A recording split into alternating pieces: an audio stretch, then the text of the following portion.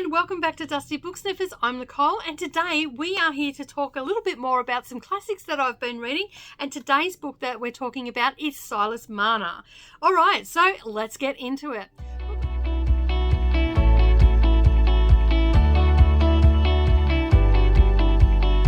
Good morning or good evening, everybody, and welcome back to the channel. Thank you so much for taking some time out of your day and spending it with me while I prattle on about the books that I have read. And today we are here talking about some classics, and I am talking all things Silas Marner by George Eliot. All right, so let's just start out by saying that this is a classic. Okay, we are back in 1861 when this was first published. It is in the ebook format as well as listening to this on Audible. Again, like the Charles Dickens, I was able to find it for free to listen to. So you can, if you've got an account, you can head over there and listen to that. And I'm pretty sure if you look up in Kindle Unlimited, you might find the audiobook there with the book as well. Now it has 260 pages, and this one I did as a group read with Read Fine Books, and I will link her channel down below, and I am so glad that I have been doing these.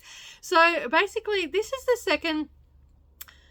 second book of George Eliot that I have read or am reading, because I'm still halfway through Middlemarch, and I will talk about that as soon as I'm finished it. I haven't been picking it up very much. I sort of got a little bit sidetracked with some fantasy stuff, so I've had a bit of a struggle getting back to that, but I promise you I will be getting back to that, and I will talk about that very soon. So as I said, this one is Silas Marner, and it is the third novel by George Eliot, and the main character is Silas, and he is a weaver, and he lives in a place called Lantern Yard is the first place where the story starts. And he is one night he is looking after was it the priest? Anyway, he was looking after one of his community members, we'll go with that, and they were very ill and they were out cold basically, and he was sitting there looking after him, and he was supposed to be relieved by his friend. Anyway, he wasn't relieved by his friend, he didn't turn up, and the next day all of a sudden he is being accused of taking something from the community member that was unwell, because his knife was left in there. Silas then remembers that he actually lent his knife to his friend, and his friend hadn't returned it, and so he knows that it was his friend that took the money because the knife was left there, and he was the last person to have it. Subsequently, he actually lived in a very strict religious sect, and they basically hung him out to dry, and he was forced and shunned basically from Lantern Yard. He finds himself then in Ravenlow, and this is another community far away from his last one, and he becomes somewhat of a recluse. And he focuses, being a weaver, he's always been treated a little bit different in this community and whatnot, and it just goes on about what he's doing and how he's becoming a recluse, how he's drawn away from society, and why he's drawn away from society, because he feels that he's been wronged and he doesn't trust anybody not to wrong him again.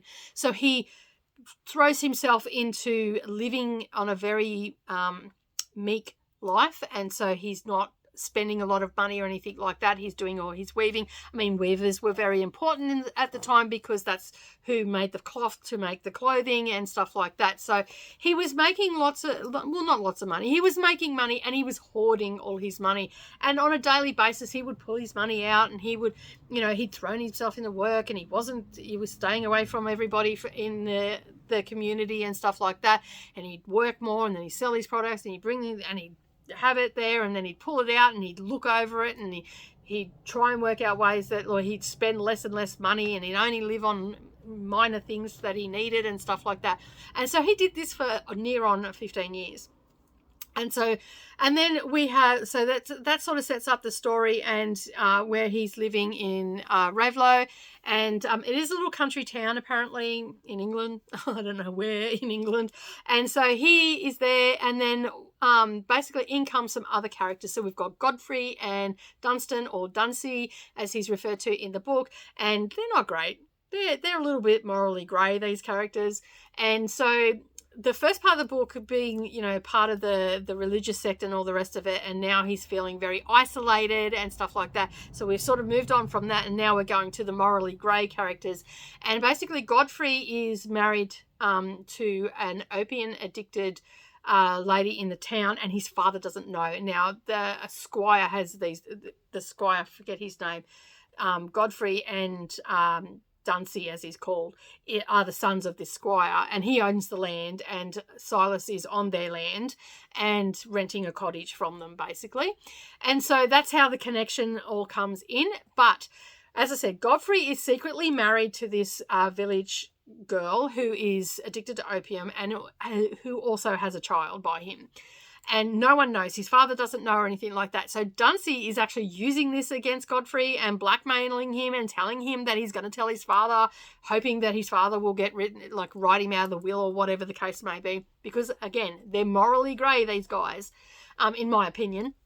And so what happens then is there's a little bit of a to and fro battle, a bit of an argument, and Dunsey wants some money for something, and Godfrey has collected the rents from all the tenants on their property, and he's given £100 to Dunsey. Dunsey has then since gone and spent it, and now Godfrey needs that money back to give to his father, because his father's going to ask where's the tenant's money.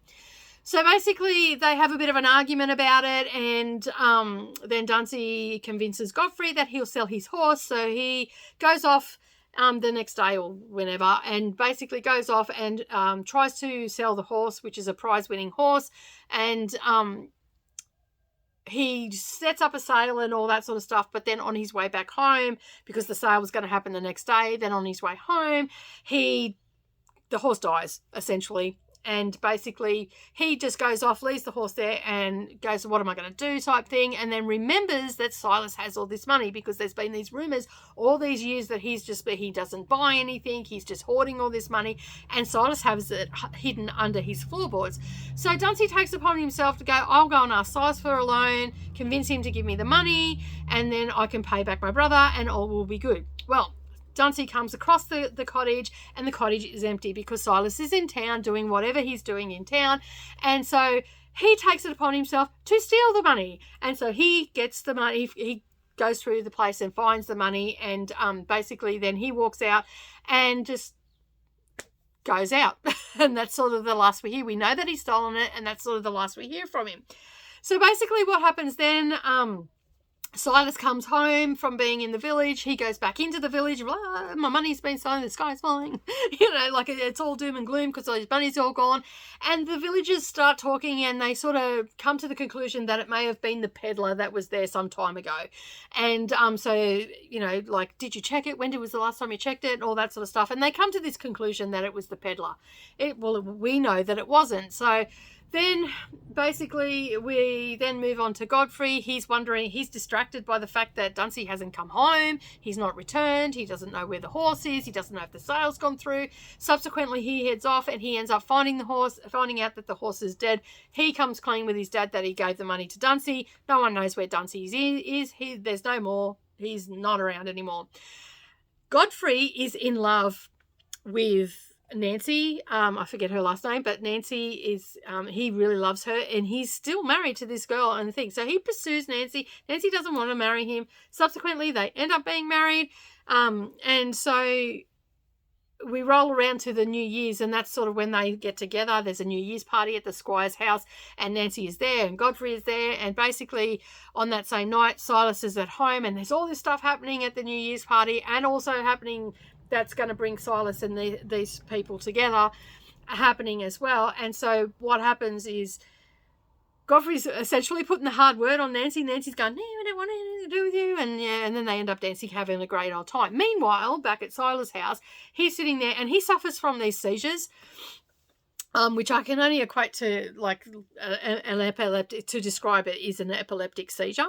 And so he has these seizures, and this night he started having a seizure and the door was open. Meanwhile, Molly is coming in from the village, heading to the Squire's house to let the cat out of the bag about her being the wife and the kid and all the rest of it. She's off her, she's walking along in the cold and the snow and all the rest of it with her daughter in her arm, and then for some great reason decides that now would be a good time to have some opium, and takes a snuff of opium, and subsequently falls down asleep. Whether she was asleep, it didn't allude to that she OD'd. It was more that it alluded to that she fell down and she went to sleep there and froze to death. So her little girl was with her, and she's seen the light of Silas in Silas's house. And so she walked towards the light, which was a good thing because she was near a pond. And so anyway, she walked into Silas's house, and Silas was still like in his fitting stage, and she basically sat down on the hearth next to him and went to sleep. And for those that don't know what a hearth is, it's basically the fireplace. And so so she went to sleep. So she was warm, and that's what saved her life. Seeing that light, him having that seizure, and all the coincidences that happened for her to end up in his life. So the next day, essentially, this kid's there. She's about 3 at the time. And he doesn't know who the kid belongs to or anything like that. He goes into town. Subsequently, like, he follows where she could have come from. He finds the body, goes into town, tells everybody that the mother is dead. This is the child, yada, yada, yada, a whole series of events. Ends up basically he ends up adopting her and all the rest of it. Now, he has already, like, since the robbery, there was quite a few months between that, and so a lot of the villagers were coming and talking to him and trying to get him to become part of the community, trying to bring him back into the fold, make him more trusting and all that sort of stuff. And he met a lady that was, yes, she was being a busybody. Yes, she was saying things that he didn't really want to hear and that, but he liked her and he connected with her and stuff like that. So she helped him while sort out the situation. So essentially, Milas ended up adopting this child, and they sort of lived copacetic, happy ever after, however you want to put it, with the help of Dolly, and then her nephew, I believe it was, ended up being attracted to Eppie. They named her Eppie, the young girl, because they didn't know her name either. And Godfrey, in all of this, knew it was his daughter and did not come forward and say. So this is what I mean about being morally grey. Like, dirty trick there, dude. Dirty trick. Did not like that about you. But he didn't come forward, and meanwhile, he's married Nancy, and they're happily married, and life is going along, and Silas knows that she needs to go to church, and he starts becoming more and more connected with the community and all the rest of it. So it was a heartwarming story in the fact that he was starting to trust again and all that sort of stuff. So meanwhile, Godfrey's married to Nancy. Nancy can't have children, and then 15, 16 years later, Godfrey decides to come clean about his daughter and then goes to claim the daughter and all the rest of it. And this is a lot of spoilers, but it is a good book. You still should go and read it, even though I've sort of given you a really strong synopsis of what this story is about, and there's a few little spoilers and all the rest of it. He tries to claim her, and I am so glad I'm not going to tell you how the book ended. I am so glad how the book ended, and while it was great that he come clean in the end, but what he did to leading up to that point was so wrong, was so wrong. But in saying that, Eppie and Silas had a beautiful life together, and there was no adverse consequences from him not coming forward. And Nancy, while she was upset that she couldn't have children, she thought that maybe that they could help her become more and all the rest of it. But by the time they decided, if they had done that when she was 8, then maybe, but because she was already 16, 17 at the time, she was already falling in love with Aaron, and, she had built her life, and she's seen Silas as her father and her protector and all that sort of stuff. Now, for me, I love this book because it's a found family book, and I love found family books. And it's heartwarming because, he had something, he was wronged by his religious sect, and he was shunned, and that was devastating for him. And you could see the underlying factors of the mistrust of people after this happened to him, and the grief of losing that community. And at the same time, it also is shining the fact that we need a community. As human beings, we need that connection with our community, whether it be our family or the community at large. We need that connection, and this book really highlights it.